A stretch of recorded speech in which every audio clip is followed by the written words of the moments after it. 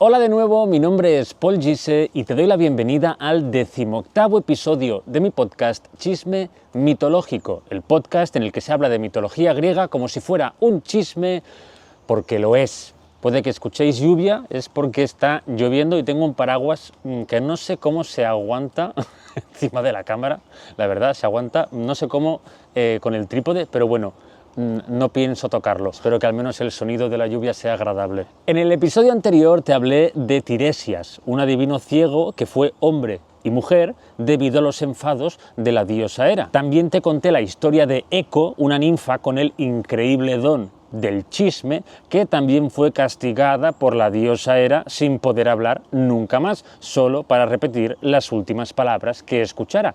De ahí viene Eco. Y por último te hablé de Narciso, el personaje que dio nombre al trastorno de personalidad narcisista. Y el episodio de hoy es muy especial porque se acerca Halloween y he decidido que estos 3 chismes que subiré en lo que queda de octubre serán sobre los mitos griegos que yo considero más terroríficos de toda la mitología griega, pero no en plan terroríficos de fantasmas y monstruos y sustos, no, de horror. Y empezaré con uno en el que el protagonista es un hombre tan bello que llegó a enamorar a la mismísima diosa Afrodita y a Perséfone, y que usamos su nombre como sinónimo de belleza masculina, Adonis. Pero muy poca gente sabe que su origen, su nacimiento, fue el resultado de un castigo abominable. Pero antes de empezar con el episodio de hoy, me hace muchísima ilusión hablaros del primer patrocinador del podcast, Nextory, una plataforma de libros que uso muchísimo y os recomiendo que prestéis atención porque os puede ser de mucha utilidad. Tú imagínate una app con más de 300.000 libros, audiolibros y revistas. Pues eso es Nextory. Como algunos ya sabréis, soy padre y como los que sois padres y madres ya sabréis, cuando tienes un hijo es muy difícil encontrar tiempo para leer. Pero esto también se aplica a los que, por el motivo que sea, pues no tenéis tiempo. Pues yo, con esta app, lo he encontrado, porque puedo leer o escuchar el libro que quiera, cuando quiera, desde el mismo móvil. O ponerme un audiolibro en el coche cuando tengo que ir a comprar, ir a hacer cualquier cosa. En vez de sacar el móvil para hacer scroll en TikTok cuando tengo 5 minutos libres, pues saco el móvil, abro Nextory y sigo leyendo el libro que tenía pausado. Sé que a veces no es fácil, o sea, es cambiar la mentalidad. De hecho, le he pedido a Nextory que me deje regalaros 30 días gratis para que lo probéis y a ver si os funciona como a mí. Solo tenéis que registraros desde mi enlace, que es www.nextory.es/Paul Gise, también os lo dejo escrito aquí en pantalla y en la cajita de descripción, y ya podréis tener acceso a más de 300.000 libros y audiolibros y revistas para leer y escuchar cuando queráis, desde el móvil, desde vuestra tablet o desde vuestro e-reader. Probadlo y me decís a ver qué tal os ha ido. Además, en este enlace también podréis ver los que son mis top 3 libros de Nextory, que son el audiolibro de la canción de Aquiles, la Ilíada, obviamente, y un libro que he empezado a leerme que me llama mucho la atención, que se llama Dioses de Neón, que es una saga que está entera disponible en Nextory. Y obviamente mis 3 libros también están allí esperando para que los leas o los escuches, que también están en formato audiolibro narrado por mí. Ahora sí, que empiece el episodio de hoy. Prepárate un buen té, o café, o mate, o brebaje similar y siéntate, que se viene chisme mitológico de Adonis, el amante de Afrodita y Perséfone.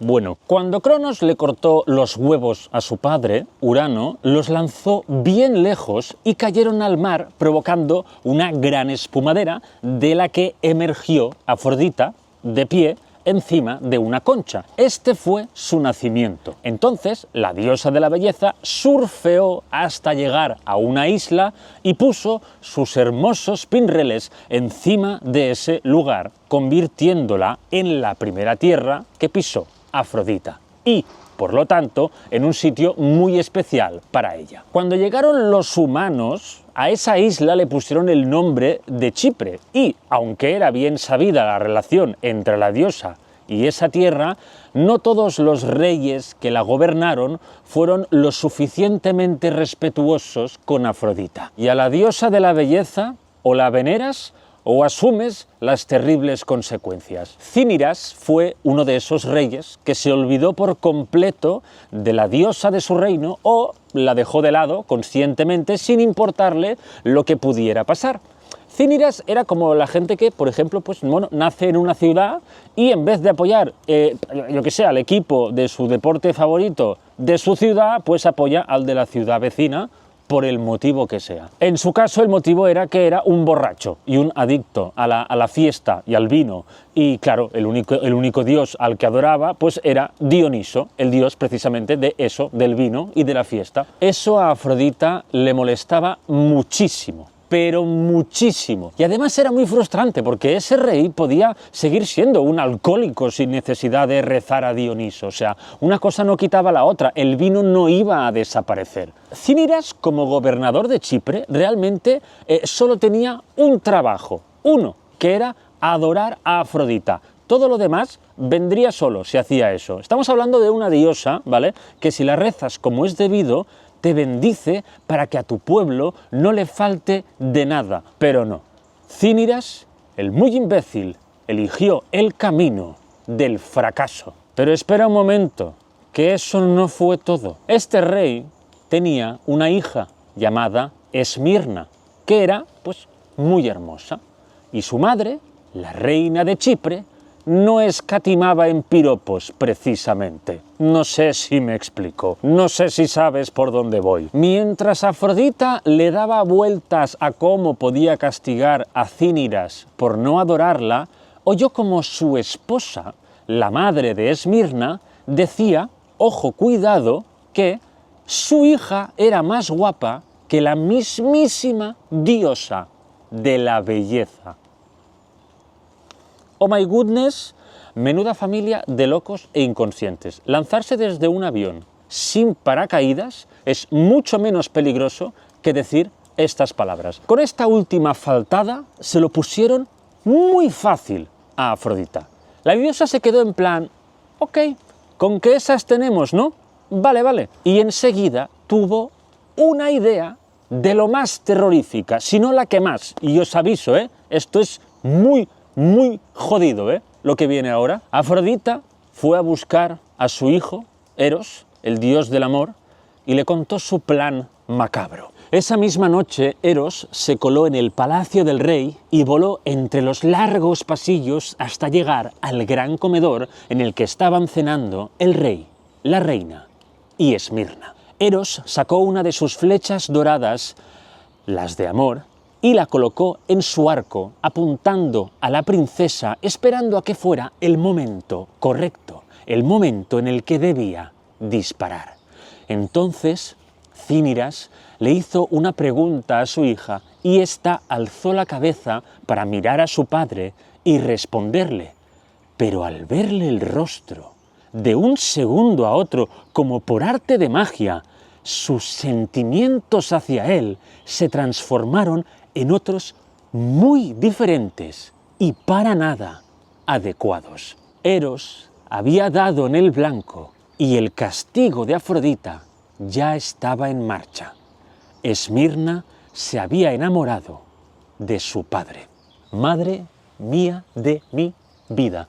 La princesa se puso roja como un tomate y empezó a temblar, o sea, estaba nerviosísima, no entendía nada. Tuvo que levantarse de la mesa excusándose con que no se encontraba bien y se encerró en su cuarto a llorar desconsoladamente porque se sentía una persona horrible por sentir eso hacia su propio padre. O sea, no estaba bien sentir eso. Pero es que además no era un deseo precisamente suave, era muy fuerte lo que sentía. O sea, tenía que hacer un esfuerzo enorme para contenerse. Era muy doloroso, lo pasó fatal. Intentó evitar a su padre a toda costa, pero es que era imposible hacerlo sin levantar sospechas. O sea, siempre desayunaban, comían y cenaban en familia. Y Cíniras, pues, siempre iba a darle las buenas noches cuando Esmirna ya estaba acostada.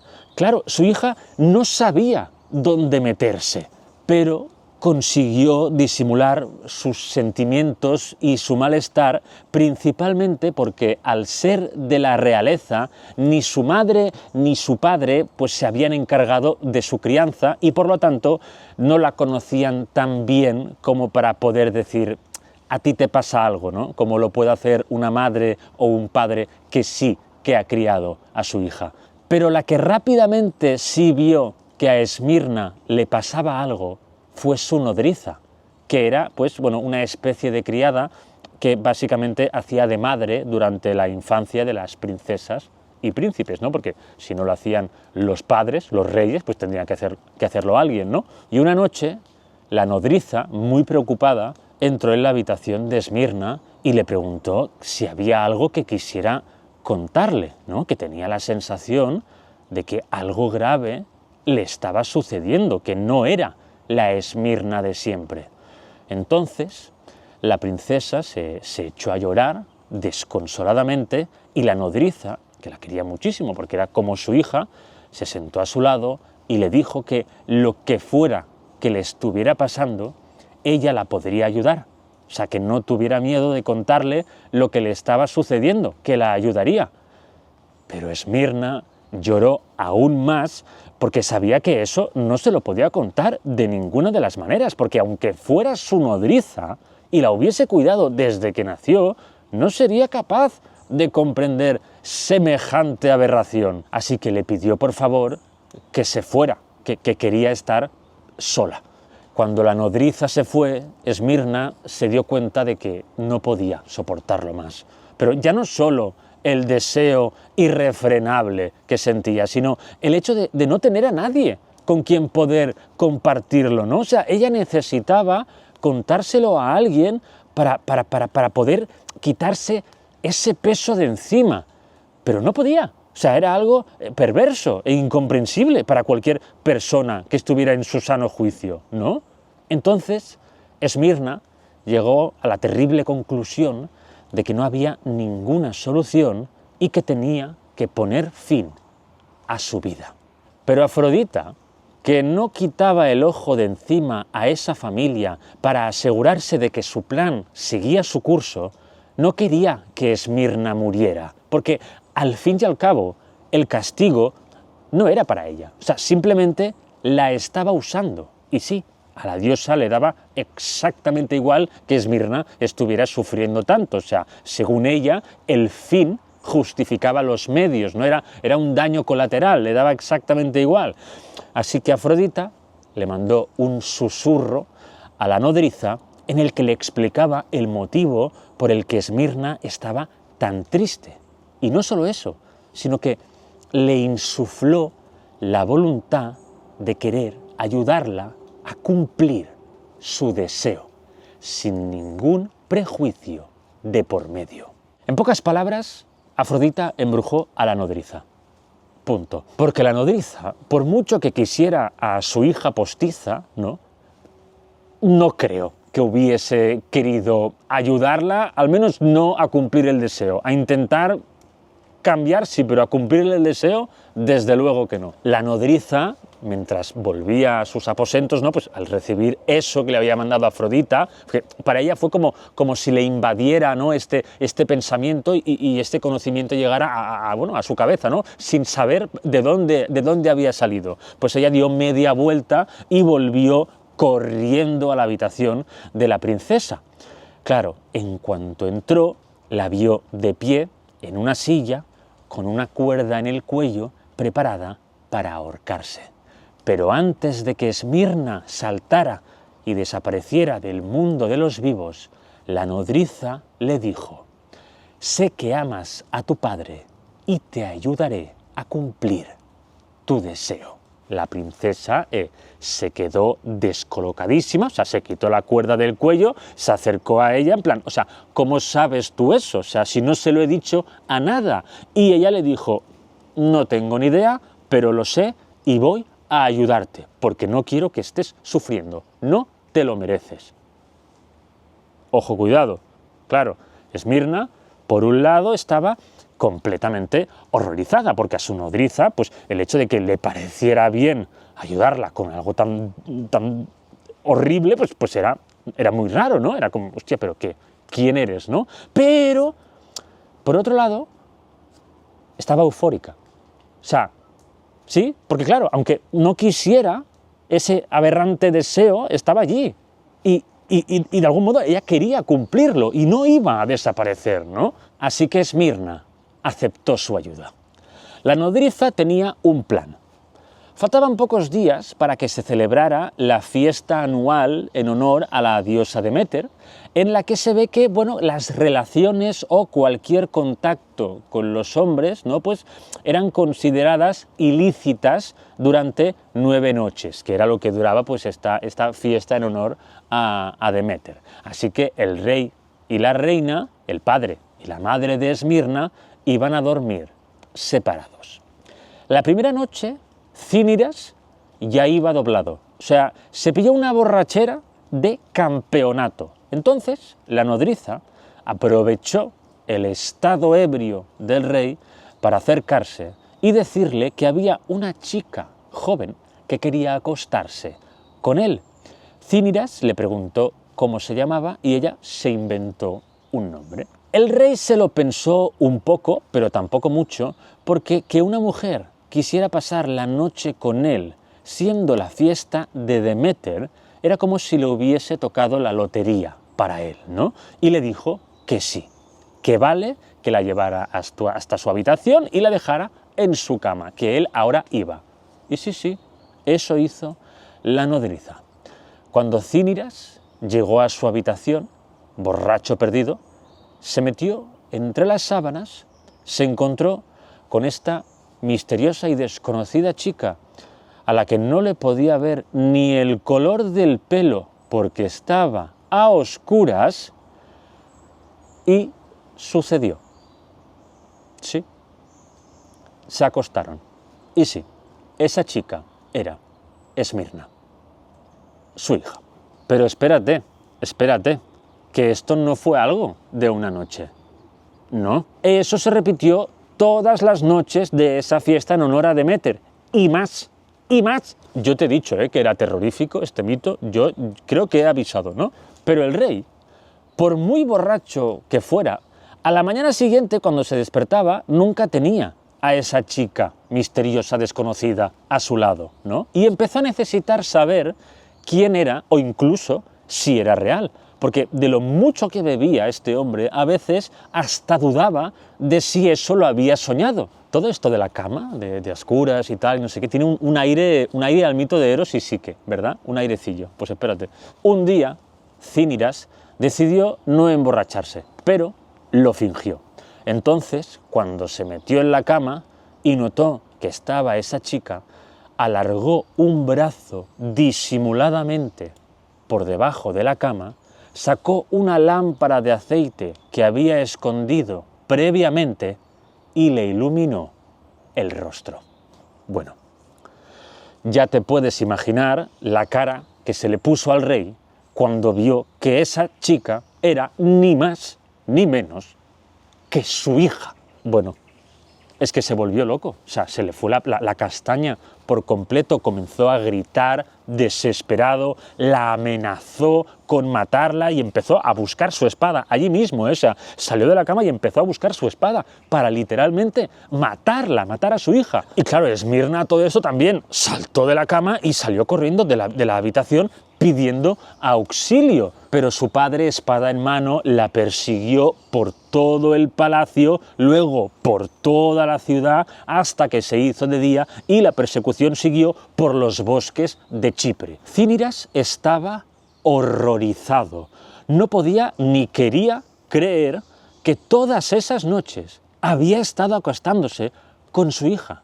Ni podía ni quería creerse eso, o sea, quería matarla, no sabía por qué su hija había hecho eso, pero para él eso era traición y debía ser castigada con la muerte. Esmirna corría mientras le suplicaba clemencia a su padre, pero él no escuchaba, solo le soltaba insultos y amenazas.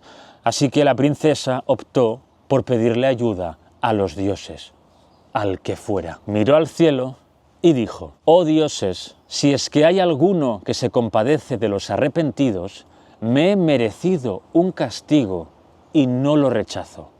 Pero para no contaminar a los vivos con mi vida, ni a los difuntos con mi muerte, expulsadme de ambos reinos y, transformándome, negadme a la vez la muerte y la vida». Esmirna sentía que no era digna de vivir entre los vivos, pero tampoco entre los muertos. Y tú te preguntarás, vale, pero entonces, ¿qué, no? ¿Dónde está esta especie de limbo, ¿no? que no te sitúa en ninguno de estos dos reinos? Pues bien, los dioses le concedieron el deseo y justo cuando su padre la estaba a punto de atravesar con su espada, la princesa se transformó en un árbol y el arma del rey chocó con su tronco. El nombre de Esmirna, según Ovidio, en la Metamorfosis, era mirra, y precisamente el árbol en el que se convirtió era el de la mirra. Pero la cosa no acabó aquí, porque Esmirna, fruto de las relaciones incestuosas con su padre, se quedó embarazada. Y del corte que provocó su padre con la espada en el tronco, al cabo de un tiempo, nació un niño que salió a la superficie y fue recogido por la diosa Afrodita. Y puede que pienses, quizá Afrodita se sintió mal por todo aquello y quiso cuidar al bebé fruto de esa aberración, pero no. Querido chismoso, Afrodita no lo hizo, por eso ella recogió a ese bebé porque estaba tan avergonzada por lo que había hecho que no quería que nadie supiera el plan macabro que había llevado a cabo. Pero yo no creo que se arrepintiera, O sea, simplemente sentía vergüenza real, y no quería que ningún olímpico ni nadie supiera nada de todo eso. De hecho, quiso matar a ese niño, pero no lo hizo. El niño era monísimo y simplemente no pudo, no se atrevió a hacerlo, al menos no directamente. O sea, lo que hizo fue meterlo en un cofre de oro y llevárselo a la diosa Perséfone. ¿Por qué? Pues porque al ser la diosa reina del inframundo, estaba fuera del campo de visión de los olímpicos y además allí abajo había los lugares más lúgubres y oscuros, perfectos para esconderlo. Que eso fue lo que le pidió. Y Perséfone, que empatizaba con el sentimiento de desconfianza hacia Zeus y el resto de dioses del Olimpo, porque era una outsider, ¿no? como Hades, y en parte pues como Afrodita también, ya que ella no formaba parte de la familia como tal y no se llevaba nada bien con Zeus, pues Perséfone le dijo que sí. Perséfone le dijo que no se preocupaba, que lo escondería estupendamente, y se lo quedó. Pero Afrodita no le dijo lo que había allí dentro. Y Perséfone, mientras llevaba el cofre al lugar más oscuro de su reino, tuvo su momento Pandora. ¿Y si lo abro? Y lo abrió. Perséfone, al ver ese bebé allí tan cute, no entendió por qué Afrodita quería deshacerse de él. Y tampoco iba a preguntárselo por si corría el riesgo de que se lo llevara o intentara matarlo. Así que decidió criarlo a espaldas de la diosa de la belleza. Y a ese bebé se le puso el nombre de Adonis. Es curioso porque esto pasa mucho entre mortales de la mitología griega, ¿no? Reyes que quieren que su mujer dé a luz a un niño y cuando da a una niña pues lo que hacen es obligar a un pastor a que abandone a la niña en un bosque, pero al final el pastor pues no lo hace y lo cría él, ¿no? Pues esto es lo mismo, pero entre diosas, es muy interesante. Total, que cuando Adonis creció, se convirtió en un chico tan bello que la propia Perséfone, que lo había criado, se enamoró de él. Parece que Adonis tampoco iba a tener mucha más suerte que su pobre madre. Pero el secreto de Perséfone no estaba a salvo, porque a Afrodita le llegó el rumor de que la reina del inframundo había criado a un bebé que no era suyo y que ahora se había enamorado de él. Yo creo que se enteró porque Hades se puso celoso y no quería a Adonis allí, ¿no? No lo quería allí cerca porque quería a Perséfone para él, no quería tener que compartirlo con ese chaval, pero tampoco podía matarlo porque entonces Perséfone se enfadaría con él. Bueno, total, yo creo que lo que hizo fue, pues bueno, decírselo a Afrodita, ¿no? Pero esto es solo mi teoría. Total, que Afrodita decidió bajar al inframundo a reclamar a ese chico, ¿no? Para acabar lo que empezó, ¿no? Para acabar con el niño de todas.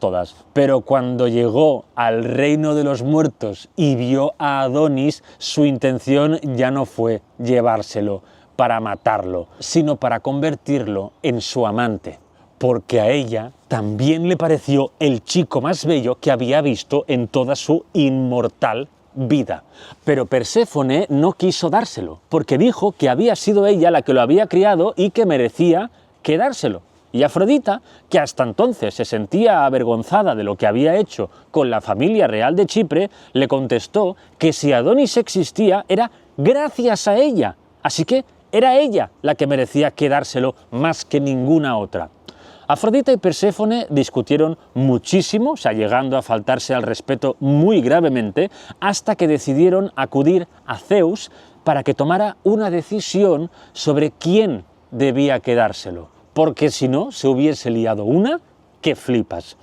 La verdad es que aquí Zeus no quiso complicarse mucho la vida y yo creo que fue porque por un lado tenía a su hija, Perséfone, que quería tenerla contenta, y por el otro a Afrodita, alguien a quien odiaba, pero que también necesitaba mantener contenta, porque no hay que olvidar que el amor es el poder más fuerte y temible que hay.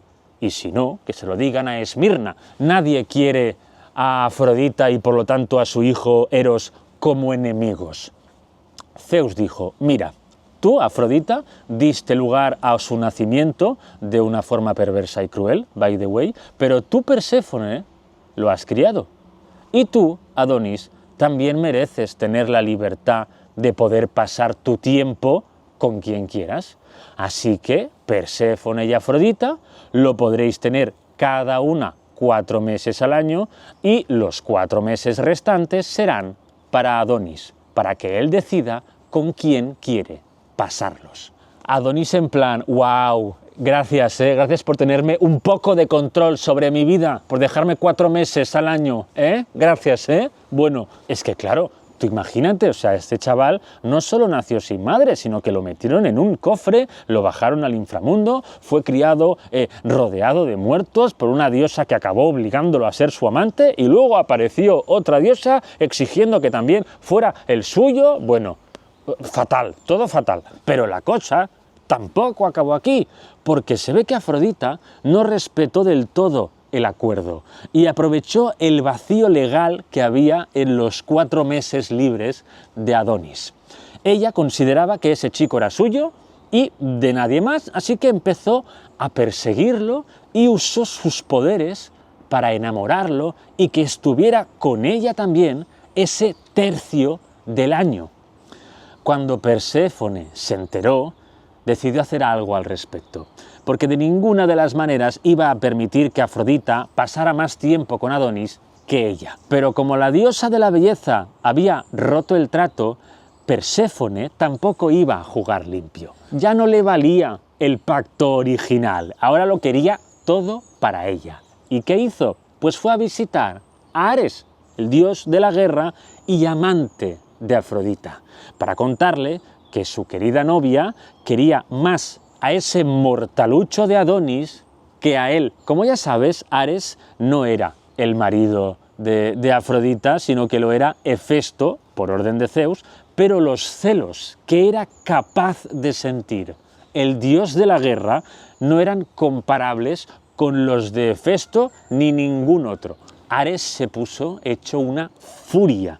Empezó a gritar como un loco y se fue corriendo del Olimpo. Seguramente estáis escuchando al gallo, ¿eh? Esto es un aviso para que no penséis que os estáis volviendo locos. Sí, hay un gallo, mi querido gallo, que ahora hacía mucho tiempo que no aparecía, o sea, no es mío, pero que está por aquí y a veces, pues, bueno, quiere ser partícipe en el podcast. Sí, ya te vimos, querido, que vaya muy bien. Es que digo, lo digo porque si no vas a pensar que te estás volviendo loco. No, hay un gallo. A Adonis le gustaba cazar, pero a Afrodita le daba mucho miedo porque al fin y al cabo era mortal. Y en esos bosques había animales grandes y peligrosos como leones, sí, había leones en esos bosques, y jabalís. Y la diosa le decía que por favor no intentara cazar esos animales, que fuera a por otros más pequeños, pero Adonis hacía lo que le daba la gana y disfrutaba asumiendo riesgos, hasta que un día, mientras iba a cazar, se le apareció un jabalí gigante que lo embistió y lo mató en el acto. El plan de Perséfone había funcionado, porque esa bestia era ni más ni menos que Ares. Cuando Afrodita llegó, ya no había nada que hacer. Abrazó el cuerpo sin vida de Adonis y de su sangre, en contacto con la tierra, surgieron flores con pétalos rojos como la sangre. Hay quien dice que son las anémonas, las flores que salieron de allí, y otros las rosas. La diosa de la belleza estaba destrozada, pero la del reino de los muertos estaba eufórica, porque el alma de su amante ya estaba en el inframundo y podía estar con él eternamente sin que Afrodita volviera a ponerse en medio. O eso es lo que pensaba ella, porque Afrodita no se iba a rendir así como así, amigui. Afrodita fue de nuevo a hablar con Zeus y le dijo que no le parecía justo.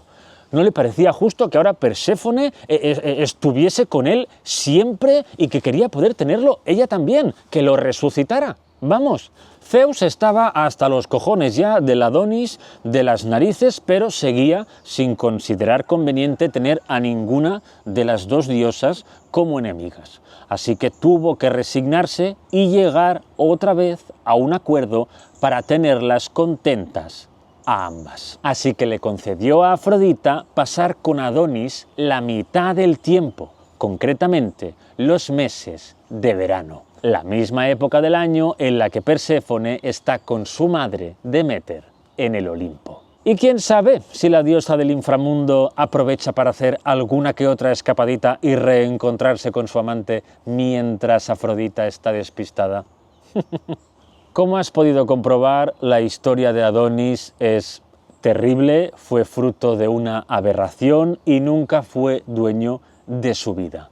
Y todo por culpa del ego y los caprichos de unas diosas. Pero este solo ha sido uno de los muchos terroríficos chismes de la mitología griega. En Atenas hubo un rey llamado Pandión, que tuvo una disputa con el, por aquel entonces, rey de Tebas. Se lió una muy gorda porque discutían sobre un territorio y eso para los reyes era mucho más importante que sus propias familias, o sea, literalmente. Las propiedades y territorios lo eran todo para ellos, o sea, tú le preguntabas a tu papá rey, papá, ¿a quién quieres más? ¿A mí o a mi hermano? Y tu padre te respondía, a ninguno, yo solo amo las 20.000 hectáreas de mis tierras. Y se quedaba tan ancho el tío. Como no hubo ningún tipo de acuerdo entre Pandión y este rey de Tebas, pues llegaron a las armas y se formó una guerra. Pero Pandión pidió ayuda a Tereo, otro rey de Tracia concretamente, que, ojo, cuidado,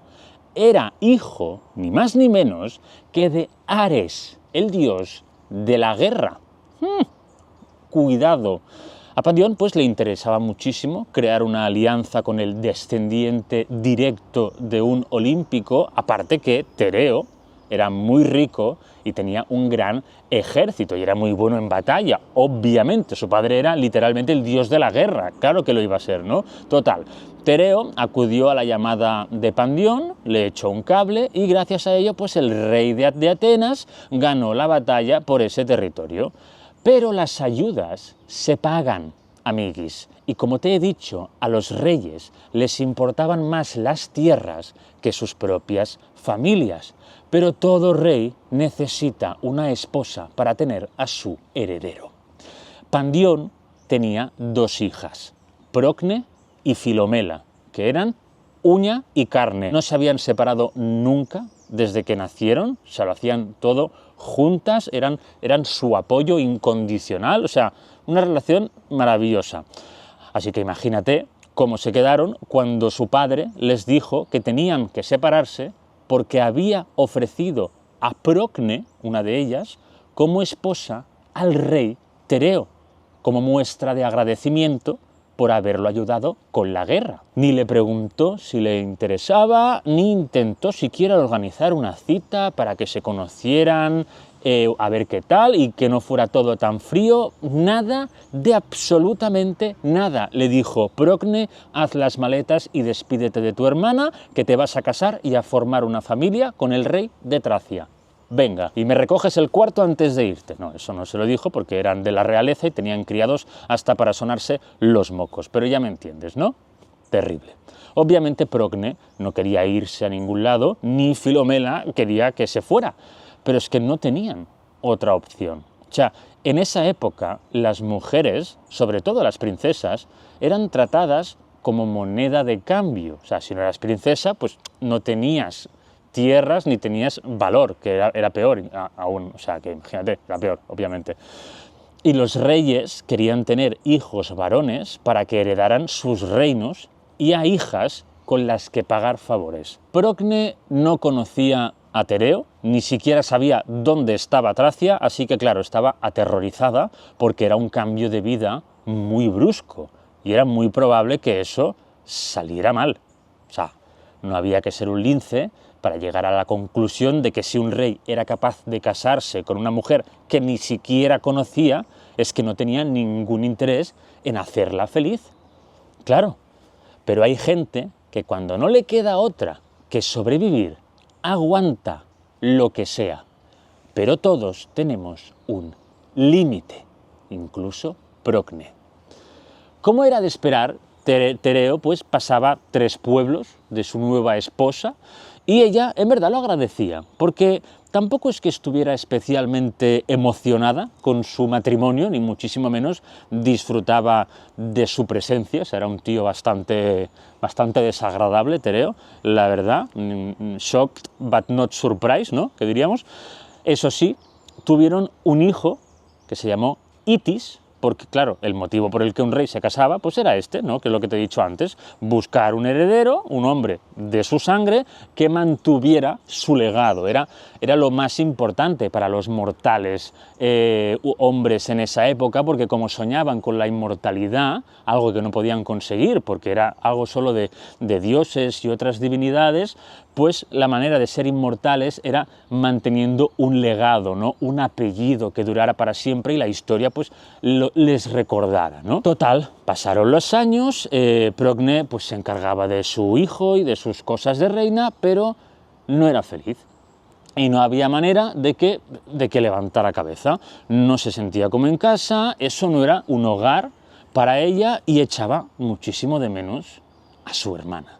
Pero muchísimo. Intentó olvidarla, porque al fin y al cabo, o sea, no tenía otra opción, tenía que intentar ser feliz para poder estar bien ella, pero es que no podía, no era capaz. Y normal que no fuera capaz, pobre Procne. Total, que necesitaba verla, necesitaba hablar con ella, estar con ella y sentirse a salvo, ¿no?, cómoda, durante un rato, porque su hermana sí que era hogar, ¿no?, durante un rato, ni que fuera, porque en su nuevo palacio no estaba a gusto. A Tereo no le gustaba la idea de que saliera del reino, ¿no?, la quería tener controlada 24/7, ya me dirás tú para qué, si no le haces ni puñetero caso, pero bueno, pero tampoco le gustaba que estuviera deprimida todo el día, llorando por las esquinas, y Procne le dijo que si le dejaba ver a su hermana, estaría mejor, y se le pasaría esa tristeza que tanto le molestaba, ¿no?, y que por favor, que la dejara, que dejara verla, ¿no?, que le dejara viajar hasta allí. Entonces Tereo dijo que ok a lo de verla, porque le convenció el hecho de que así dejaría de estar triste durante un rato, ¿no?, pero no ok a lo de viajar. O sea, ella no podía ir a Atenas, sino que tenía que ser su hermana, Filomela, la que viniera a su reino, a Tracia. Procne aceptó, obviamente, a decir verdad, ni siquiera pensó que podría llegar a convencerlo, tenía unas expectativas muy bajas, pero se lo suplicó porque de verdad lo necesitaba y quedó más que satisfecha. O sea, pasó de un estado absolutamente depresivo a recuperar la luz en su rostro. O sea, fue como encender una bombilla, la bombilla de su alma, de su felicidad. Total, que Tereo se subió pues, a uno de sus grandes barcos, de sus grandes navíos, y navegó hasta Atenas en busca de la hermana de su reina. Cuando Tereo llegó, le recibió el rey Pandión, su suegro, vamos, y le contó al rey que su hija Procne, que estaba muy bien, pero claro, Pandión le preguntó cómo está Procne, tal, se adapta bien, y le dijo que sí, que su hija Procne no podía ser más feliz con su vida, una mentira como una catedral, pero que alegró a su padre, ¿no? Pero que echaba un poquitito de menos a su hermana, y él había venido hasta allí, había hecho este viaje para buscarla, para recoger a Filomela y llevarla unos días con Procne para darle pues una grata sorpresa, ¿no? Otra mentira que dijo para que no se preocupara. Si es que podía preocuparse, porque tal y como enchufó a su hija a un desconocido a cambio de que lo ayudara con una guerra, pues no parecía que le importara mucho el bienestar de su hija. ¿Me explico, no? Total, Pandión, que ya estaba mayor, se puso bastante intenso y le pidió por favor que cuidara de Filomela y la protegiera durante todo el trayecto, ¿no? Le dijo que ok, pero que por favor la cuidara y protegiera. Yo creo que como con la edad te vuelves como más sensible quizás, cuando te haces ya muy mayor, igual estaba en esa era, ¿no? Pandión, porque no me cuadra con lo del principio, ¿no? Con lo de dar a su hija de esta manera. Pero bueno, y también aparte el miedo que podía tener Pandión con que Filomela viajara hasta Tracia, era que no le molaba nada que una de sus hijas, la única que le quedaba para vivir con él, ¿no?, se fuera sin un marido ni un padre que la protegieran con su vida, ya que creía pues que otro hombre que no tuviese ningún enlace, ya sea familiar o matrimonial, pues no iba a cuidar de ella de la misma forma, ¿no? Me explico, porque claro, sabiendo cómo trataban a las mujeres, pues, y cómo él mismo había tratado a su hija, pues imagínate cómo iban a tratar a una mujer que no era ni su hija, ni su esposa, ni su hermana, ni nada familiar, Pero lo que no sabía Pandión era que el peligro estaba delante de sus propias narices. El rey fue a buscar a su hija Filomela y le explicó que tenía pues una grata sorpresa para ella. La llevó hasta Tereo, ella se quedó pues muy confusa al ver a su cuñado pero no a su hermana, y su padre pues Pandión se quedó esperando a que su yerno Tereo dijera algo, ¿no? Dijera, oye, pues Filomela, sorpresa, vas a ver a tu hermana, por fin, tal, no sé qué, pero no dijo nada, estaba como que parecía que la sorpresa se la había llevado él al ver a Filomela. Así que Pandión pues dijo, bueno, pues se lo cuento yo, ¿no? Y le dijo a Filomela que Tereo había venido a buscarla para llevarla a visitar a su hermana y pasar unos días con ella. Se puso contentísima, como era de esperar, porque claro, ella lo había pasado fatal también desde que su hermana se fue. Claramente esos fueron los peores años de su vida, porque su hermana era eso, su mejor amiga, se lo contaban todo, eran su único apoyo, y si les faltaba la una a la otra, pues se derrumbaban. Y eso fue lo que les pasó. Pero ahora, por suerte, después de varios años, por fin podían volver a estar juntas. O eso es lo que creían. ¿Qué le pasó a Tereo cuando vio a Filomela? ¿Por qué se quedó sin palabras? Pues porque, según la Metamorfosis de Ovidio, se enamoró de ella nada más verla. O sea, nunca la había visto, a todo esto, o sea, era la primera vez. O sea, cuando Pandión le ofreció a Procne, él no fue a buscarla, o sea, fue ella quien viajó hasta Tracia, y por lo tanto, pues, él no conocía a su hermana. Y por si te lo preguntas, no.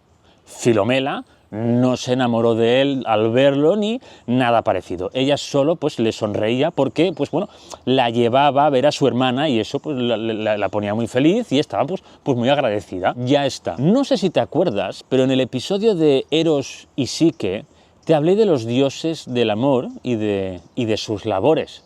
Y uno de ellos era Himeneo, que tenía como función verificar, bueno, más que verificar, aprobar, ¿no?, la solidez de los matrimonios y augurarles un buen futuro, haciendo algo tan sencillo como aparecer en las bodas. O sea, se ponía justo en el arco nupcial en el que se situaban el novio y la novia y ya está, como una especie de notario, pero sin tener que estudiar tanto, ¿no?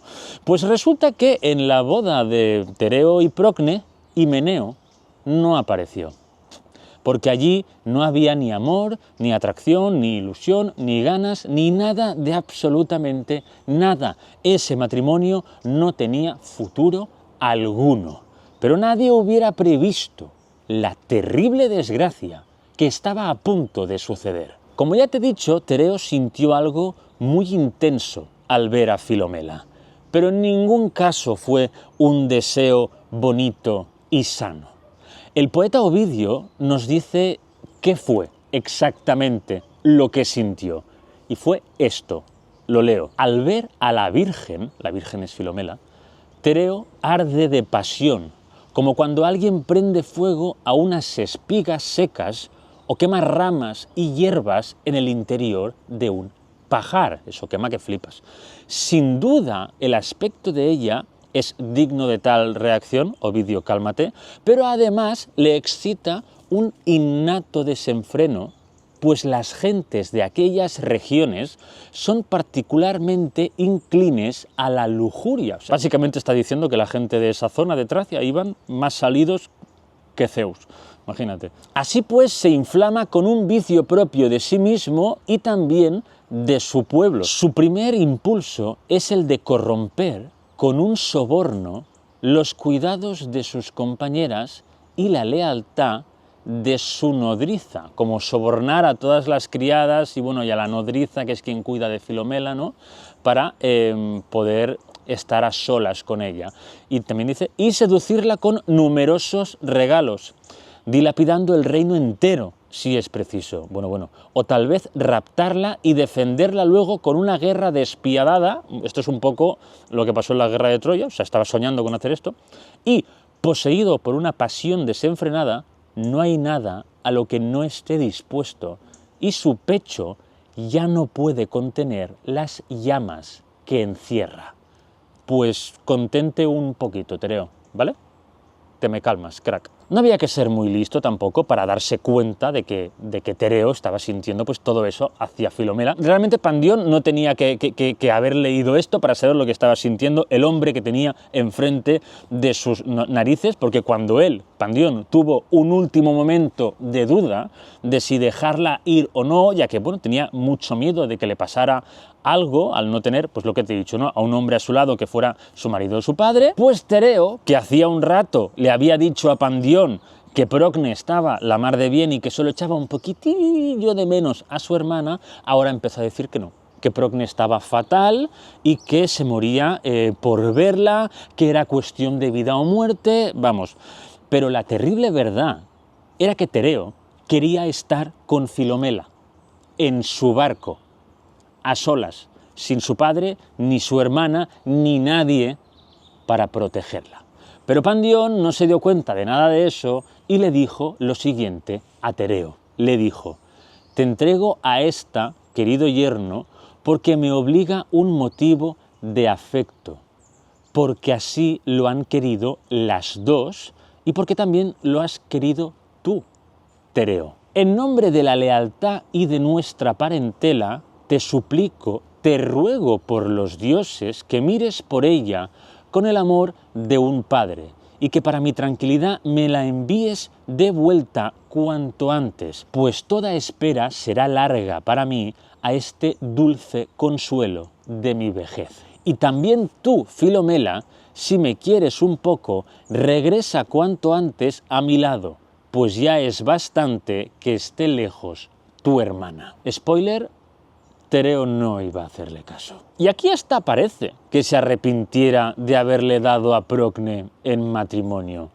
Pero claro, como en su momento no tuvo ningún remordimiento, yo creo que simplemente lo que no quería era estar solo, no sé, o eso, o que se estaba haciendo mayor ya y se arrepentía de todas sus decisiones. Tereo le dijo que por supuesto que no se preocupara ni un segundo, que la cuidaría y la traería de vuelta lo antes posible. Y Filomela le dijo que también, que sí papá, que yo veo a Procne, estoy unos días con ella y vuelvo lo más rápido posible. Total, Filomela se subió al barco de su cuñado y zarparon dirección Tracia para visitar a su querida hermana. Tereo se pasó todo el viaje, pero todo, intentando seducirla. Y al darse cuenta de que ella no tenía el más mínimo interés por él, sino que lo único que quería era ver a su hermana, fingió desistir de sus intentos.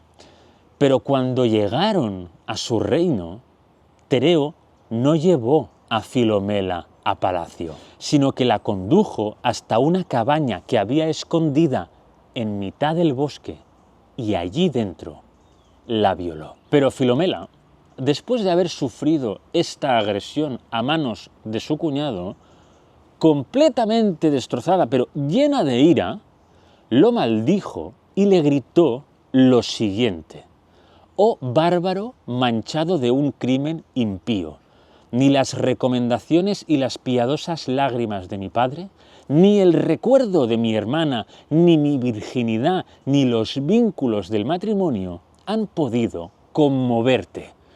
Todo lo has profanado. Yo me he convertido en la rival de mi hermana y tú en un marido bígamo, y ahora merezco que se me castigue como a una enemiga. ¿Por qué, pérfido, no me arrancas también el alma para que no te quede ningún crimen por cometer? Y ojalá lo hubieras hecho antes de consumar esta unión sacrílega. Así me encontraría entre las almas libre de culpa. Pero si los dioses están viendo esto, si el poder de los dioses tiene algún valor, si no ha muerto todo conmigo, algún día te haré pagar por tu culpa. Yo misma, despojándome del pudor, contaré lo que has hecho. Si tengo ocasión, me presentaré ante el pueblo. Y si permanezco prisionera en el bosque, llenaré el bosque con mis gritos. Y hasta las piedras, al saberlo, se conmoverán. El aire me escuchará y con él los dioses, si es que queda alguno». Me parece muy fuerte este texto, me parece muy fuerte que Filomela se viera, sobre todo, muy heavy esto, a sí misma como una enemiga de su hermana, como si la hubiera traicionado en contra de su voluntad, ¿no? Si existiera tal cosa, ¿no? Si no es una traición, obviamente, pero es muy fuerte que ella se viera a sí misma como tal, ¿no? Y obviamente eso no era así, o sea, ella era víctima del desalmado de su cuñado, y punto. Parece que Tereo, en un principio, creía que iba a salir impune de esta, y que Filomela pues no le diría nada a su hermana por vergüenza o por miedo a que no la creyera y se pensara que la había traicionado.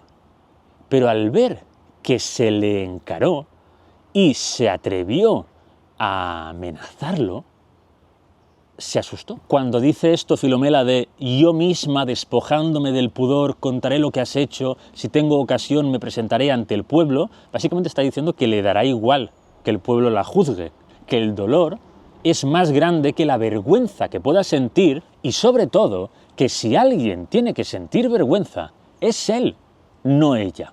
Las palabras de Filomela aterrorizaron tanto a Tereo, ¿no? Le dio tanto miedo no poder salir impune de ese crimen que había cometido, que decidió encadenarla en el interior de la cabaña para asegurarse de que no pudiera escapar y contárselo al pueblo, y también se aseguró de que ni el aire ni los dioses pudieran conocer ese crimen. ¿Cómo? Pues lo que hizo fue desenvainar su espada y cortarle la lengua. Acto seguido dejó a varios soldados para que custodiaran la cabaña por si acaso lograba quitarse las cadenas o escapar de algún modo, ¿no? Y volvió a su palacio, que la esperaba pues Procne en las escaleras de la entrada, saltando de alegría porque el carruaje ya había llegado. Pero del interior solo bajó su marido, con lágrimas de mentira que caían de sus ojos, y le dijo a Procne que su hermana había muerto durante el viaje. Madre del amor hermoso, o sea, ¿cómo se puede ser tan malvado? Pero, ¿cómo se puede? Se celebraron hasta ritos funerarios en honor a la falsamente difunta Filomela, mientras seguía encerrada en aquella cabaña perdida en mitad del bosque. Pero Filomela no se iba a rendir así como así. O sea, Filomela soltó todo ese discurso porque de verdad lo sentía, porque iba a hacer algo. Y aunque la encadenaras, aunque le cortaras la lengua, iba a intentar hacer lo que fuera para obtener su justicia, para obtener venganza. Y después de un año intentando encontrar la manera de escapar, se le ocurrió que quizá iba a ser más fácil enviarle un mensaje a su hermana. Los soldados tenían una especie de telar que se veía, que asomaba por una pequeña ventana de la cabaña, y Filomela, con señas, le pidió a una mujer que venía cada día a asearla, porque no lo iban a hacer los soldados, que por favor le diera un poco de esa tela y una aguja para no morir de aburrimiento, y que por favor que no la vieran los soldados, que se enfadarían. Esa mujer, claro, había desarrollado pues cierta simpatía por ella, porque aunque no supiera qué había pasado ni por qué estaba allí, se notaba que Filomela estaba muy mal y que no debía estar allí encerrada ni mucho menos encadenada. Entonces aprovechó una distracción de los soldados para robar un poquito de tela y una aguja y se la entregó a Filomela. Y ella pues empezó a tejer a toda velocidad, ¿no? Un breve mensaje en el que decía lo que le había hecho Tereo y que esto debía ser entregado a su hermana, la reina Procne. O sea, básicamente escribió una carta con hilo y aguja. Hay otra versión que dice que Filomela no sabía escribir y que lo que hizo fue dibujar lo que le había hecho Tereo, cosa que es algo aún más heavy, ¿no? Bueno, dibujar, tejer. La mujer quedó horrorizada y no dudó ni un segundo en ayudarla. Y lo que hizo fue pues esconder el mensaje y correr de vuelta a palacio, hasta que encontró a Procne y le entregó esta carta tejida, ¿no? Y le dijo en voz baja: que no lo vea el rey, Alteza, es de su hermana. Procne se quedó descolocadísima, o sea, no estaba segura de haberla entendido, pero abrió el mensaje sin tener a Tereo cerca y leyó lo que había tejido pues su hermana. A Procne se le mezcló en ese momento el gran dolor por conocer el terrible crimen del que había sido víctima su hermana a manos de su marido, con el enorme alivio de saber que su hermana estaba viva. Y no dijo absolutamente nada, o sea, se quedó como si no hubiera leído nada. Ni un cambio de expresión, ni una lágrima, ni un grito, ni un enfado, nada. O sea, no mostró nada de nada para que Tereo no sospechara lo más mínimo, porque iba a hacer algo al respecto, porque esto no iba a quedar así de ninguna de las maneras. Faltaban pocos días para que se celebrara una fiesta en honor al dios Dioniso, y Procne pues decidió esperar a ese día porque podría escaparse del palacio fácilmente, y así lo hizo. Se disfrazó de sacerdotisa de Dioniso y junto a varias de sus criadas, que había logrado convencer de que la ayudaran después de contarles el crimen del rey, se adentraron al bosque en busca de la cabaña en la que estaba su hermana Filomela. Y la encontraron. Sí, Los soldados no estaban porque también se habían unido a esa fiesta y no tuvieron ningún problema para liberarla. Por fin, las hermanas estaban juntas de nuevo y podían escapar del reino de Tracia y volver a su hogar. A mí me hubiese gustado que el mito acabara aquí y de este modo, la verdad, pero no fue así. Las hermanas no volvieron a Atenas con su padre, sino que decidieron colarse en el palacio de Tereo y esconder a Filomela para tramar una venganza, ¿no? Y seguramente hasta aquí pienses, ¡buah! Pues sí, claro, yo prefiero esto que no que vuelvan, claro que sí, venganza, vendetta, ¿no? Porque lo que había hecho Tereo era terrible, ¿no? Y merecía un castigo. Pero yo te aviso ya de que si digo esto, si digo que a mí me hubiese gustado que se acabara el mito aquí, es porque la venganza que cometieron las hermanas fue... Es que no puedo describirlo. No, yo te aviso que te va a dejar con muy mal cuerpo. Como era obvio, Procne estaba, vamos, que echaba humo y le dijo lo siguiente a su hermana. No es con lágrimas como tenemos que actuar, sino con hierro, plan, con armas, con espadas. O si conoces algo que pueda superar al hierro, con eso. Yo estoy dispuesta a cualquier crimen, hermana.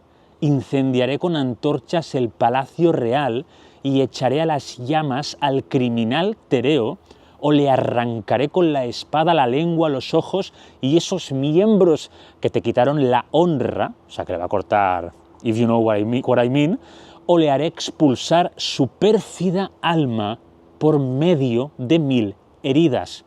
Estoy dispuesta a cualquier cosa, aunque todavía no sé qué. Y estoy seguro que después del crimen que había cometido Tereo, puedas empatizar con que Procne quisiera hacerle cualquier cosa de esos ejemplos que había dicho para obtener venganza, tanto Procne como Filomela, ¿eh? Pero nada más decir eso, su hijo, Itis, el hijo que Procne había tenido con Tereo, entró en la habitación en la que estaban pues escondidas las dos hermanas. El niño era pequeño aún para asistir a una celebración de Dioniso, y en el preciso momento en el que su hijo la abrazó, supo qué terrible crimen iba a cometer. Como ya te he dicho al comienzo del episodio, el principal objetivo de los matrimonios reales era tener un heredero, un hijo varón, ya que las mujeres pues no tenían prácticamente ningún derecho.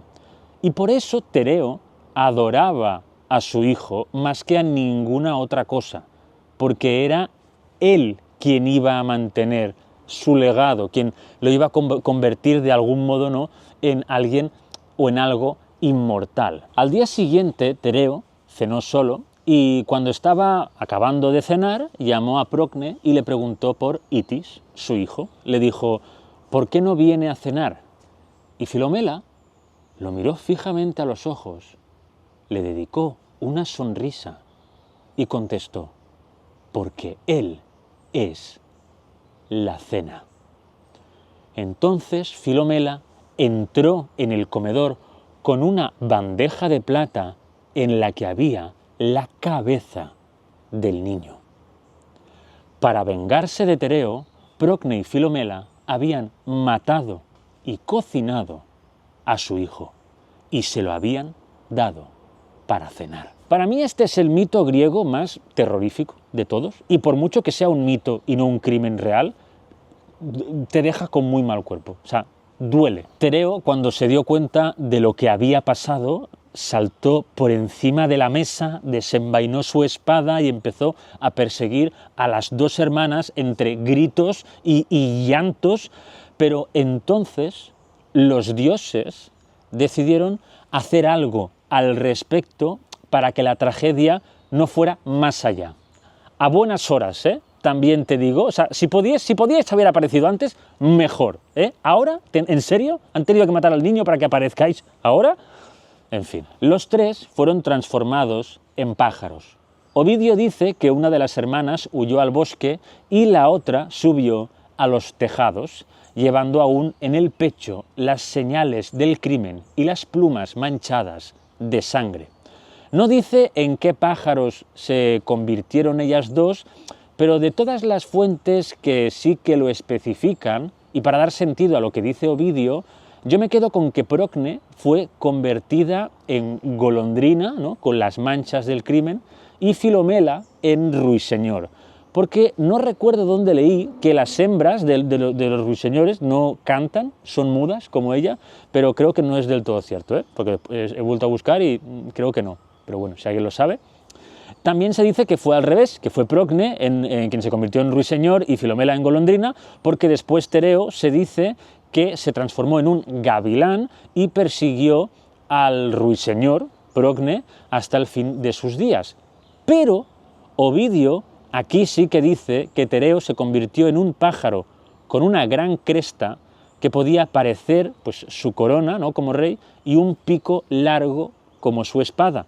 Un pájaro al que llamamos abubilla, que si no sabes cómo es una abubilla, si tú la buscas dices, ¡ah! Pues sí, oye, sí. Y así fue como acabó esta trágica y terrorífica historia. Y así acabó el chisme número 2 de este especial terror, pero falta uno. De vez en cuando los olímpicos permitían a algunos hombres muy exclusivos saborear la divinidad, pero no otorgándosela, ni mucho menos, sino permitiéndoles vivir la experiencia de ser dioses en microdosis. Como ya sabes, Zeus tuvo trillones de hijos. De hecho, había una coña entre los antiguos griegos que era que si no sabías quién era tu padre, es que era Zeus. Bueno, esta broma quizá pues no estaba, no estoy seguro de ello, no tengo pruebas, pero tampoco tengo dudas, ¿eh?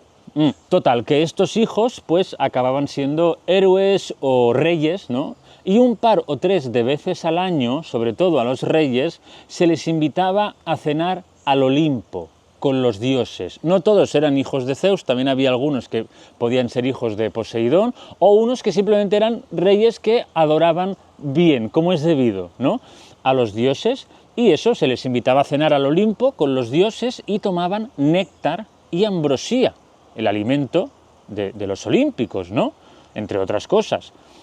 ¿Por qué hacían esto los dioses? ¿Por qué se les invitaba? Pues yo creo que para saciar un poco sus ganas de ser dioses, ¿no? O sea, para tenerlos más controlados, más sometidos, ya que el mensaje que se les enviaba con estas invitaciones era el de: si te portas bien, podrás cenar en el Olimpo y ser uno de nosotros de vez en cuando. Y como muchos hombres con poder entre los suyos, como héroes y reyes, a veces se les iba la cabeza y cometían locuras como creerse dioses e intentar desafiarlos de algún modo, cosa que era un crimen divino, o sea, esta soberbia era castigada por una de las erinias, pues yo creo que Zeus decidió darles de probar esto que tanto ansiaban para satisfacer sus sueños. Quizá pienses que es un buen move por parte del dios number one, pero hubo algo que se le pasó por alto o como mínimo infravaloró, y es el flexeo.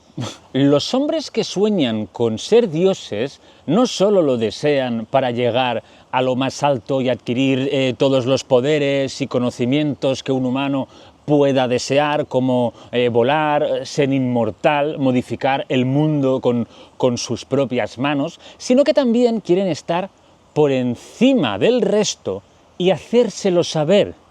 Y teniendo en cuenta que los hombres invitados exclusivos a estas cenas tenían la prohibición de compartir lo que sucedía en ellas, pues claro, podía ser un problema principalmente si eras un amante del chisme. Uno de los invitados era Tántalo, un rey de Lidia con muchísima riqueza que creó un reino espectacular. Era hijo de Zeus junto a una ninfa llamada Pluto, que precisamente su nombre significa riqueza, ¿no?, muy adecuado, y que bueno, ya había ido varias veces al Olimpo, pero un día no pudo aguantar más las ganas de chismorrear sobre lo que veía y oía ahí arriba, ¿no? Y empezó a soltar todo el té. Y yo empatizo, lo siento, claro, estás en Olimpo, con todos los dioses y diosas, ¿no? Ahí pasan muchísimas cosas, y cosas increíbles, hablan de cosas que literalmente pueden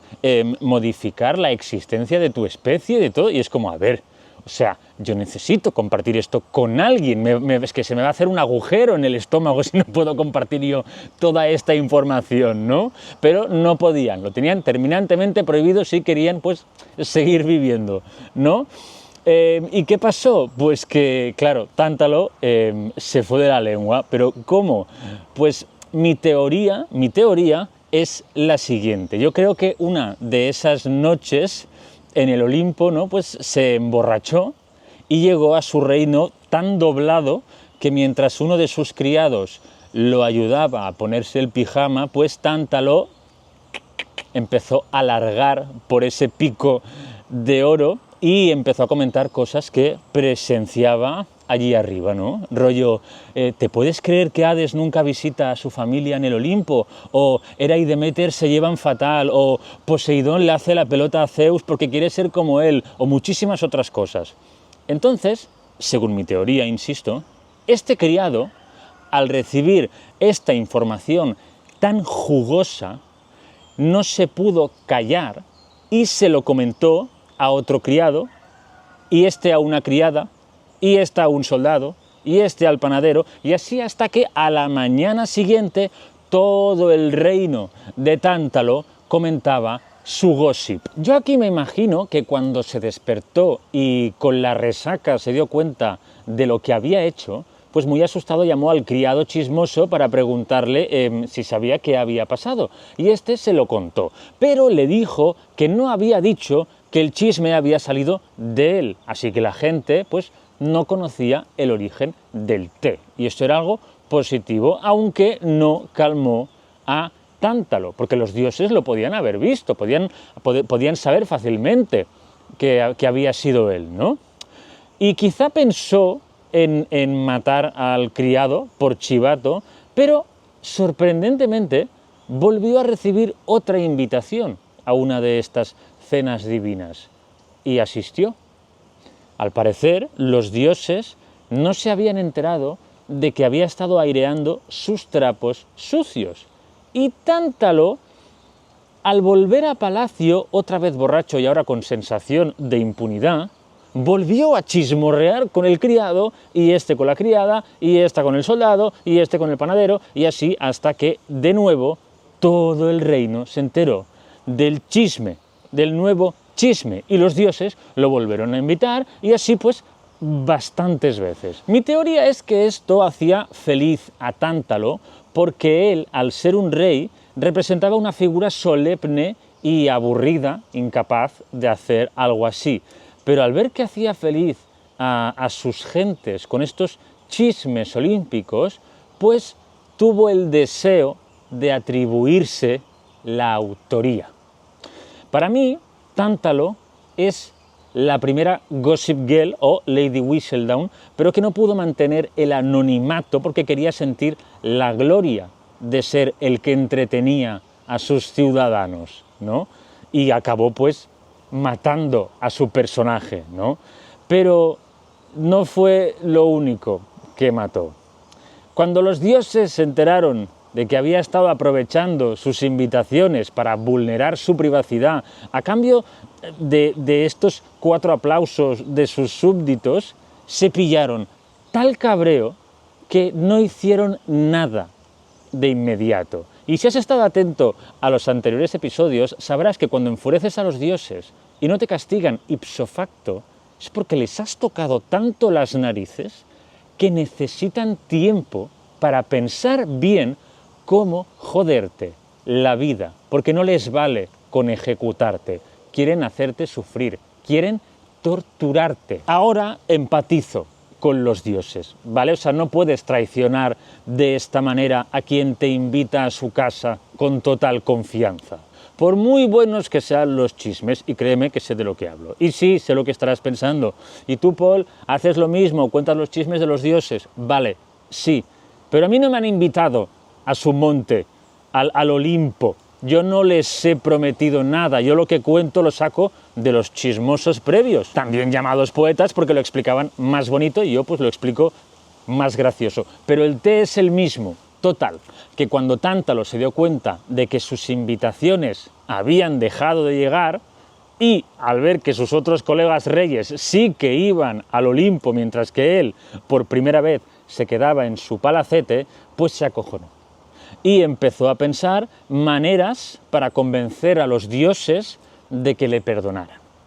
Era tanta la presión que le costaba mucho concentrarse para tener una buena idea, sobre todo porque por cada día que pasaba, más dura iba a ser la venganza divina. Y eso él lo sabía, y era una tortura.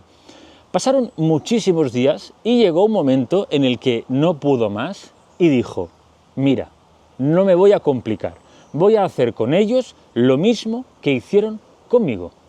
Voy a invitarles a cenar. Venga. Bien. Original, sí, aunque puedes pensar lo contrario, pero original porque absolutamente ningún otro mortal se le había ocurrido. O sea, lo normal para suplicar el perdón de los dioses era hacer una hecatombe, es decir, sacrificar a 100 bueyes, por ejemplo, en su honor.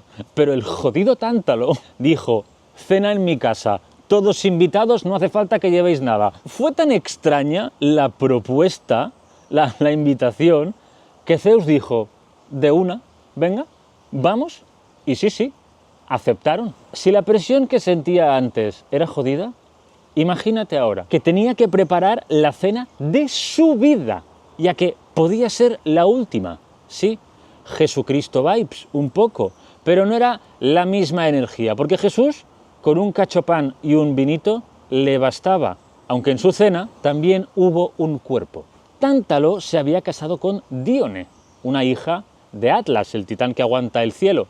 Aunque también se dice que Díone era hija de Éter y Gea, y si no me equivoco hay alguna que otra versión más de su origen, pero la cuestión es que tuvo un hijo, Pélope, y una hija, Níobe.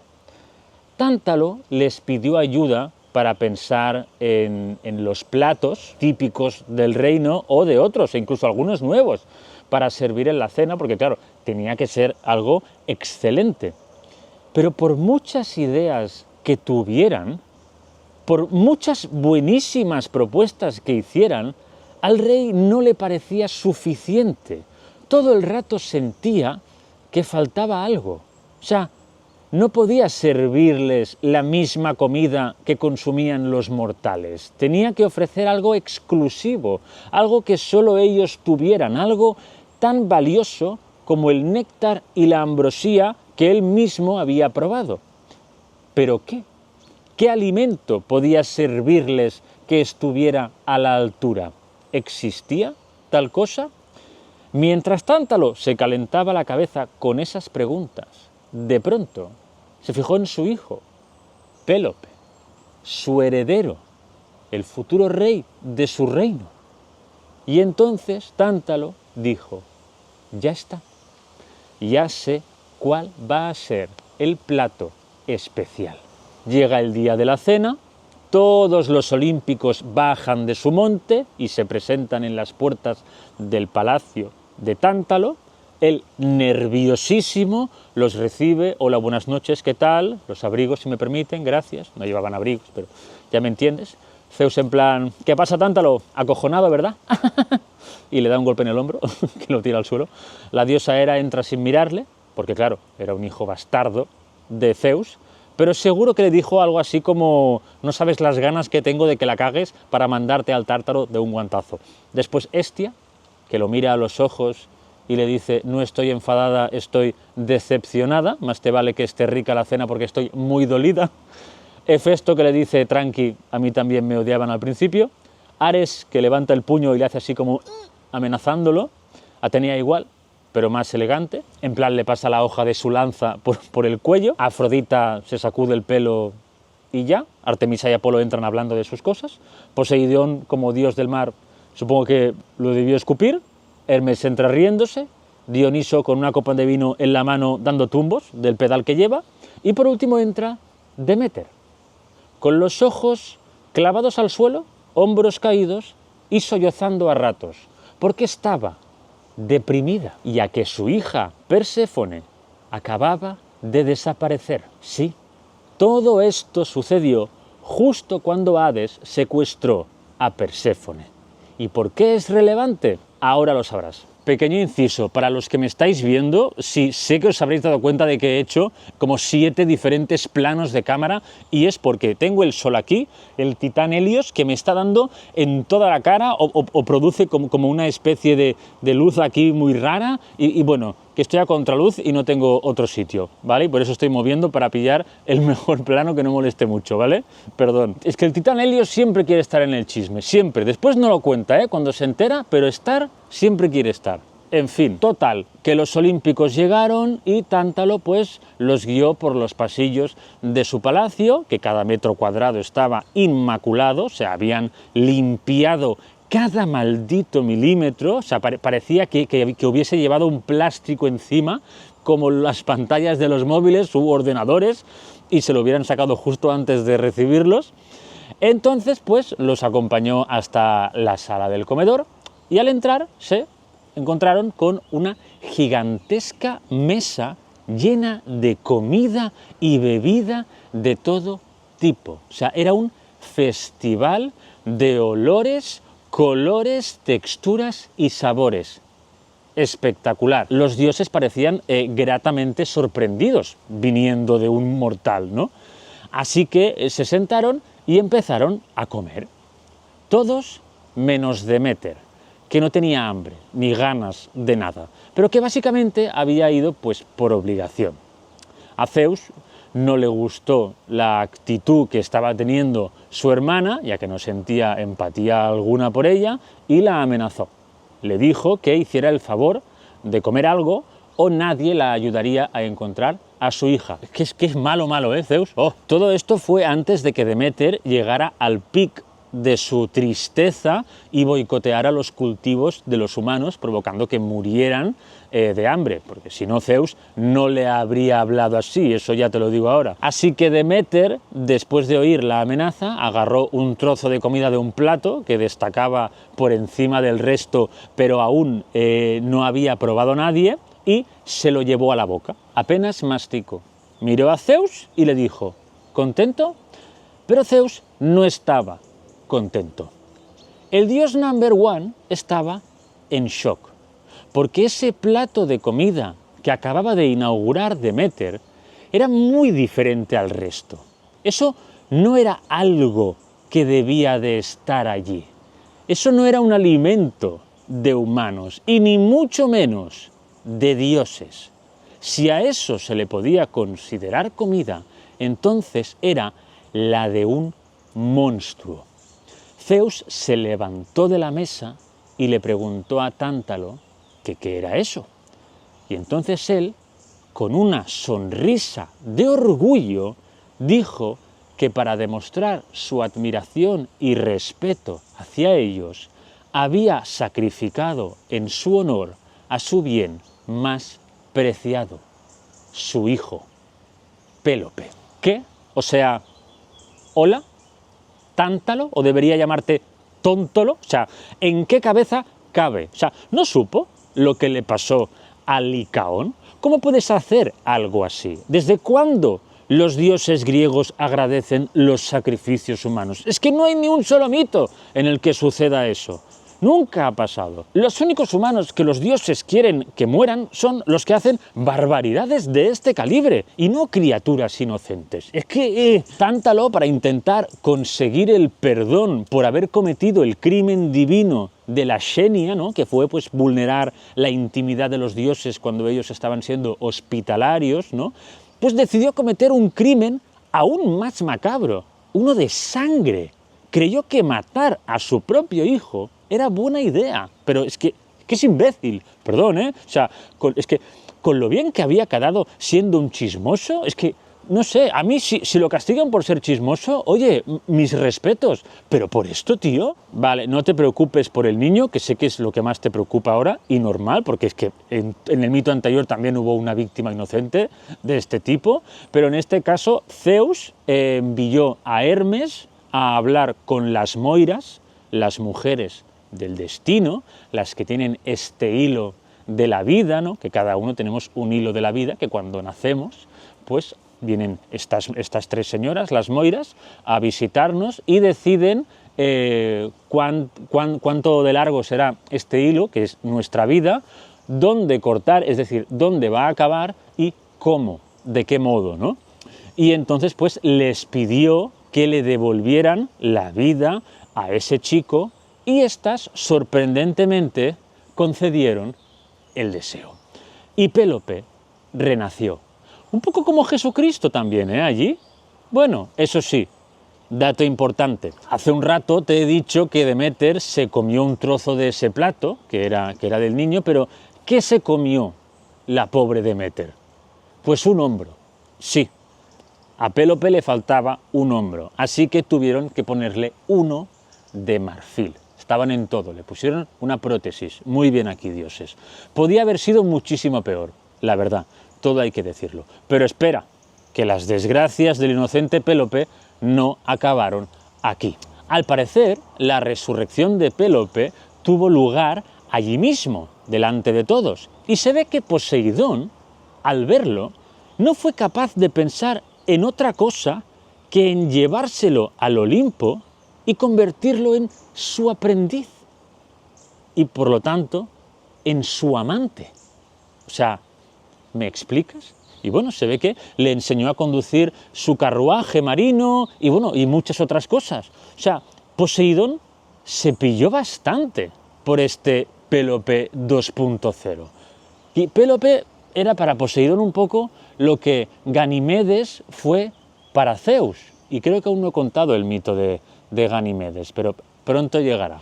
Pero no pudieron tener mucho futuro juntos porque Zeus se enteró de que Tántalo no solo había chismorreado sobre ellos como si fueran la familia Kardashian, sino que también llegó a robar néctar y ambrosía y se la mostró a algunos de los criados más escépticos para demostrar que lo que contaba de los dioses era cierto, como diciendo, mira, sé todo esto porque he estado allí y esto es la prueba definitiva. Así que Zeus, como ya no podía castigar más a Tántalo, que ahora te digo lo que le hizo, decidió que lo pagara su hijo Pélope 2.0. Y pues lo castigó echándolo del Olimpo, aunque yo creo que le estaba haciendo más bien un favor a él y el castigo era para Poseidón, pero bueno, y le acabó rompiendo pues un poquito el corazón a su hermano Pose. Por si al dios del mar le faltaban aún más motivos para odiar a su hermano Zeus. En fin. Pero ¿y Tántalo? ¿Qué pasó con Tántalo? ¿Qué pasó con el rey chismoso? Pues Zeus tenía algo muy especial guardado para él. Algo que iba a hacerlo sufrir de una manera tan espectacular que desearía ya no solo no haber matado a su propio hijo, sino no haber chismorreado sobre ellos ni lo más mínimo. ¿Qué digo? No, es que vamos, hubiese deseado ni siquiera no nacer. El dios number one arrastró a Tántalo de la oreja desde la superficie hasta lo más profundo del reino de los muertos, el Tártaro. Luego lo lanzó a un estanque que había allí y encima de su cabeza, de la cabeza de Tántalo, se posó una rama de un árbol de la que colgaban unos frutos con una pinta riquísima. Tántalo estaba muy confuso porque se suponía que eso debía de ser pues un castigo y no entendía por qué algo tan apetitoso colgaba de su cabeza. Así que le preguntó a Zeus si podía comer de esos frutos para asegurarse de que no pasaría nada grave si lo hiciera. Y Zeus le dijo que sí, que por supuesto, que podía comérselos, que lo único que tenía que hacer era acercar pues su boca, ¿no?, a los frutos. Tántalo respiró tranquilo e hizo lo que Zeus le dijo. Estiró un poco su cuello para llegar a los alimentos, pero no llegaba. O sea, parecía que estaban más lejos de lo que él pensaba. Lo intentó de nuevo, esta vez con más velocidad, como si así, pues yo qué sé, podía coger carrerilla o algo y llegar, no sé, más lejos, pero tampoco hubo manera.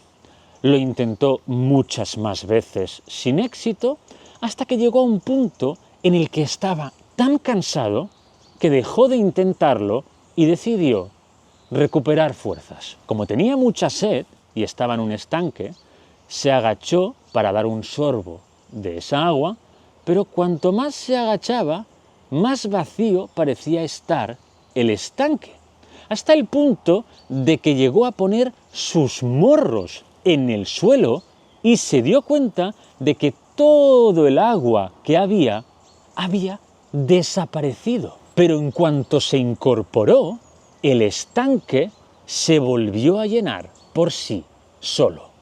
Y entonces lo entendió. Ese era su castigo. Había disfrutado de los mejores manjares y bebidas y, faltando el respeto de los dioses, demostró que no los había valorado. Así que ahora iba a sufrir de hambruna y sed durante el resto de la eternidad, pero con el añadido de tener esos apetitosos frutos y esa rica agua delante de sus narices, que cada vez que intentaba acercarse se alejaban de él. Creo que este es el primer castigo del tártaro que cuento. ¿Es el peor? Pues no sé si es el peor, ya lo decidiréis cuando los cuente todos, pero para mí este es bestia, sí. Es tortura, es una tortura muy bestia. Voy con las preguntas. Primera pregunta de Laura Martínez. Hola Paul, me encantan tus podcasts, muchas gracias. Tengo una pregunta, en este podcast has dicho que la primera vez que nació Dioniso, vale, esta es una pregunta sobre el capítulo de Dioniso. Cuando nació Dioniso no era inmortal porque no fue gestado en un cuerpo divino. Esto quiere decir que si un bebé es gestado en un cuerpo mortal y tiene padre Dios, es mortal. Pero si es gestado en cuerpo inmortal y tiene padre mortal, es inmortal. Espero haberme explicado. Te has explicado, mira, te cuento, sí. Principio es así, o sea, yo ahora no sabría decirte un fragmento de algún clásico que afirme esto, pero sí que se justifica la mortalidad de semidioses con el hecho de haber sido gestados en cuerpos mortales. Por ejemplo, Dioniso estuvo a punto de morir porque cuando su madre se desintegró al ver a Zeus en su forma original, él aún estaba pues, allí dentro, como feto mortal. Pero en cuanto Zeus lo rescató, se abrió la pierna y lo puso ahí dentro para acabarlo de gestar. Y entonces ya cuando nació de allí, ya nació siendo un dios inmortal. En cambio, Hércules, al ser su madre una humana mortal, pues nació siendo mortal. Y la única manera de poder inmortalizarse era ser amamantado por una diosa, como por ejemplo Hera, que de hecho Zeus lo intentó, aunque pues no salió muy bien, que digamos. Ya te contaré más cuando llegue el chisme de Hércules. Pero bueno, básicamente, si no me equivoco, esto es así. Si alguien tiene alguna otra información de algún otro clásico, que diga lo contrario o algo, que lo ponga en comentarios, porque esto es un tema muy interesante. Siguiente pregunta. Edu. Hola, Paul, gracias por tu contenido. A ti por verlo. Por cierto, alguna vez escuché en un documental que durante la conversión cristiana en algunas zonas de Grecia se asimiló la figura de Cristo con la de Hércules, ya que habían aspectos en común entre ambas deidades. ¿Tú crees que eso es verdad? De ser así, ¿qué similitudes podrías encontrar entre ambos? Me encanta que hagas esta pregunta, Edu. A ver, a nivel histórico, no sé si fue así o no, pero si lo has visto pues, en un documental, pues doy por hecho que así lo fue. Pero lo que sí que es cierto, claro, yo escribí el libro de Hércules, que salió el año pasado, y claro, yo pues no puedo evitar hacer comparaciones, ¿no? Porque es que Y no sé, obviamente, o sea, es que siempre se ha comparado, o sea, no soy el único, no es algo nuevo, ni muchísimo menos, yo creo que desde el comienzo, como dice Edu, ya se hacían estas comparaciones, y es que no me extraña, o sea, para empezar, ambos son los hijos favoritos de Dios, o sea, en la mitología griega hay más dioses, ¿vale?, pero el dios número uno y por lo tanto el equivalente al dios cristiano, pues es Zeus, ¿no? Y el hijo favorito o el hijo por excelencia de Zeus es Hércules, el hijo mortal, humano, ¿sí? Es como su representación en la tierra, por llamarlo de algún modo. Ambos son malinterpretados y odiados por su pueblo, tanto Hércules como Jesús. Tienen una muerte terriblemente dolorosa, porque sí, porque Hércules también, y spoiler, ambos hacen un comeback épico.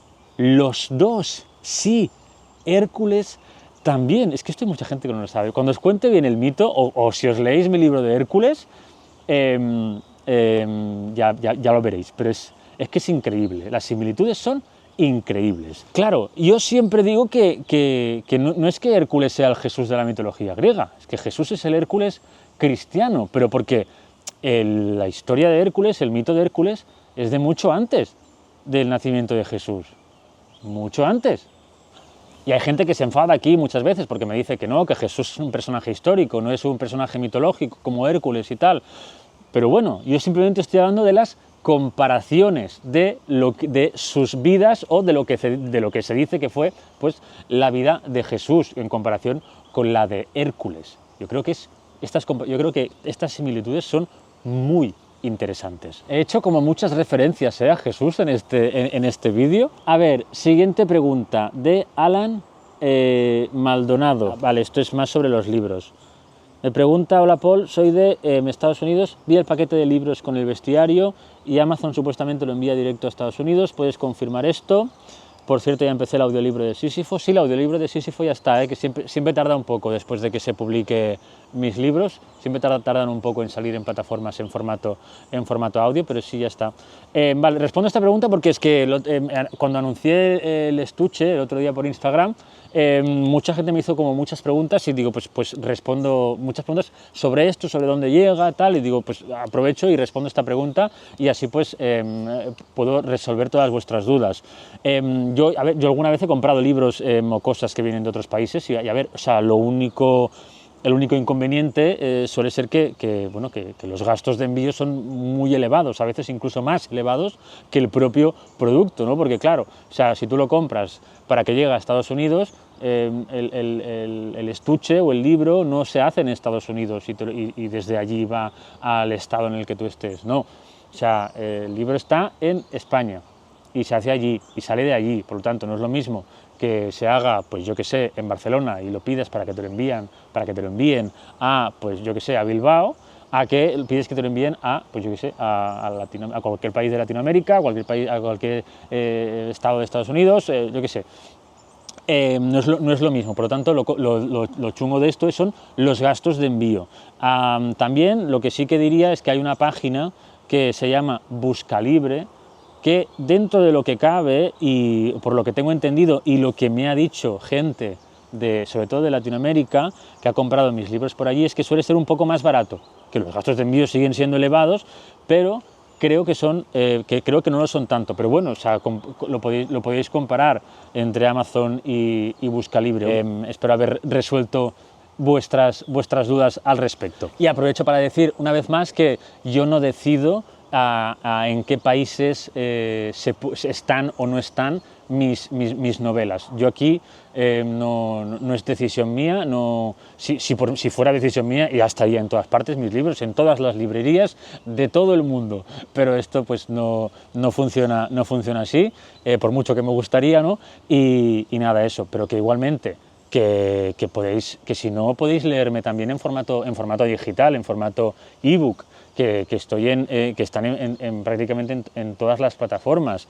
Y os recuerdo también que en Nextory creo que aún está vigente el descuento este que me dieron. No, descuento no, mentira. Los 30 días gratis, no descuento, 30 días gratis en el link nextory.es/polgise. Ahí aún hay los 30 días gratis. Y también en formato audiolibro me podéis escuchar en todas las plataformas y ya está, ¿vale?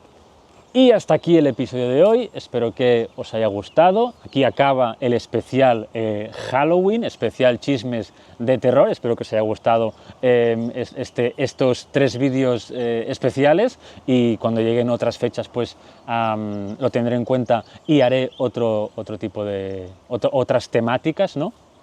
Y nada, eso, que como siempre muchísimas gracias por el apoyo al podcast, a mis libros, en especial al libro de Sísifo, que está teniendo un muy buen recibimiento. Están empezando a llegar las primeras reviews y son muy buenas, y me alegro muchísimo. Es muy intenso este libro de Sísifo, y no sé, quiero recibir más reviews y poder comentar y hacer algún club de lectura o algo. O sea, que no sé, que a medida que os lo vayáis leyendo, por favor, decidme cosas, o haced vuestras reviews en Goodreads y esas cosas, que a mí estas cosas pues me gusta mucho leerlas, ¿vale? Y nada, eso, que muchas gracias y nos vemos en el siguiente chisme. Cuídate y que tengas un buen día y una feliz semana.